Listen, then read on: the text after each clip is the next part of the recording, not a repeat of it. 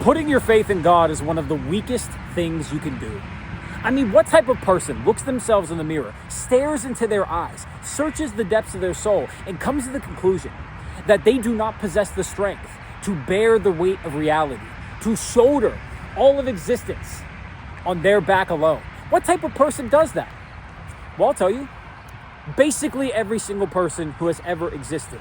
Because yes, putting your faith in God is one of the weakest things you could possibly do, but it's also the most natural and it's the most authentic, because you are a weak creature. You are fallible. You are going to die. I am going to die. Every single morning, I become more and more aware of this whenever I look myself in the mirror and I look into my eyes. And what I notice is not my eyes themselves, but rather the wrinkles around my eyes. They're coming in. I'm aging. I do not look the same as I did when I was 18, though I still have the energy, in fact more, but I am aging nonetheless. My body gets tight in the car when I drive Uber and Lyft full time. I used to be able to do it easily. Now I have to get out and stretch. I pop my upper back whenever I do this while I'm driving. I'm getting older. You're getting older. Even if you're young, you are aging. You are moving closer to death and you are going to die. Moreover, you are a disgusting and vile creature. You shit, you piss, you cum, you throw up, you get stomach aches, you break bones, you bleed, you cry. Ugly, ugly tears. You're disgusting. I'm disgusting. We are animals. Animals that just so happened to build this wonderful city, Chicago, which at the time of this recording is currently being threatened by the President of the United States with the Department of War. Fascinating stuff. Did not see that coming today.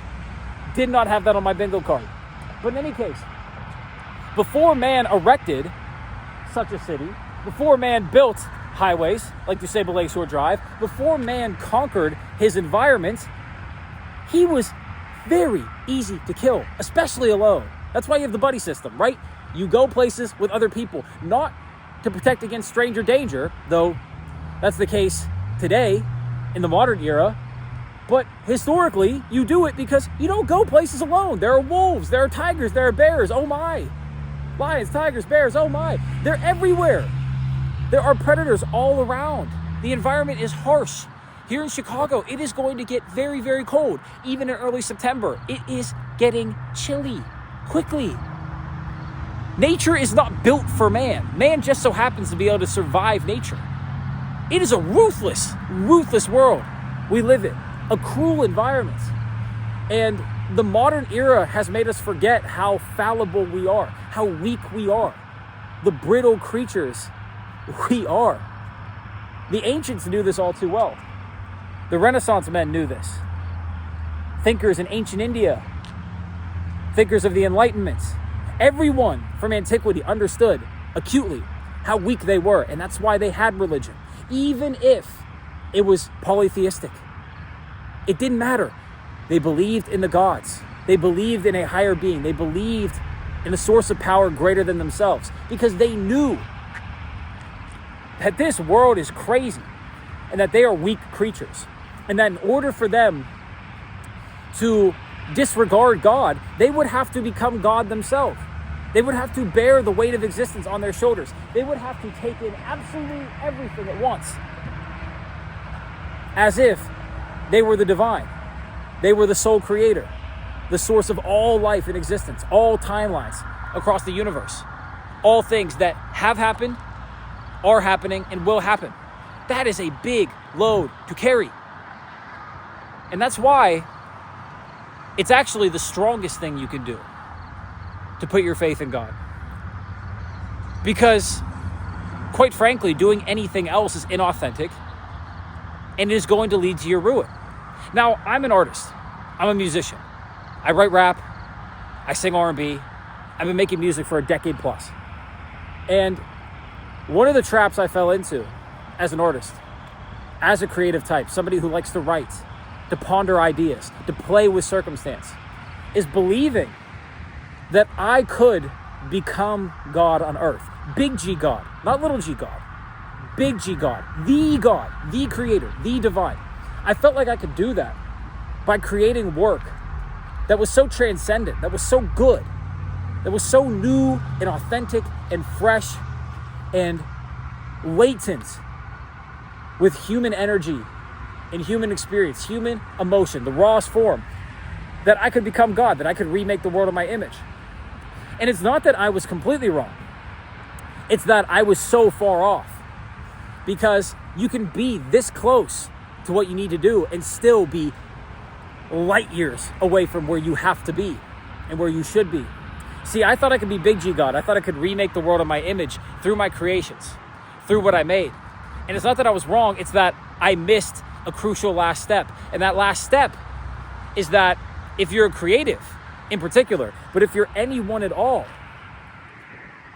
the point of life, from what I've experienced, from what I know to be true, is that you do all that you can. You work as hard as you possibly can. You make everything that you can. You express yourself 100% fully. And then you give that all up to God. You give that all up to the creator. You give that up to the divine. You say, I'm going to remake the world in my image. I'm going to be little G God on earth. I'm going to be so fantastic. I'm going to express myself in all of my individuality. And then I'm going to forego it all and say, God, strike me down. It's time to go. I've done all I can do. I've been all I can be. And I've done it all for you. Thank you for this opportunity. Thank you for placing me on planet Earth. And in order to do that every single day, you have to wake up and look up in the sky. For me, look out of my window, stare at Lake Michigan and say, life, I'm going to pay the piper today.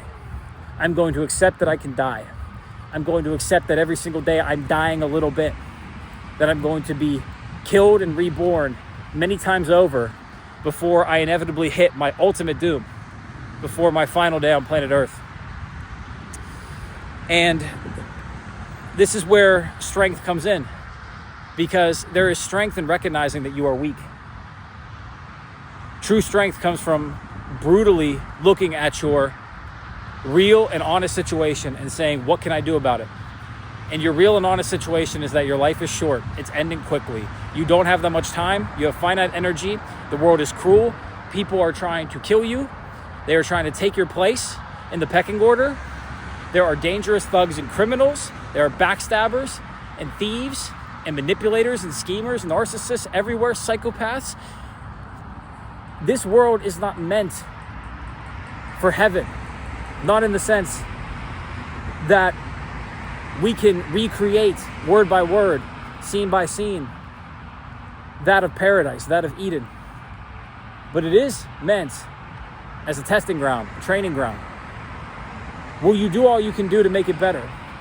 Will you do all you can to recreate it as much as possible to be what Eden could be for human life, for human beings?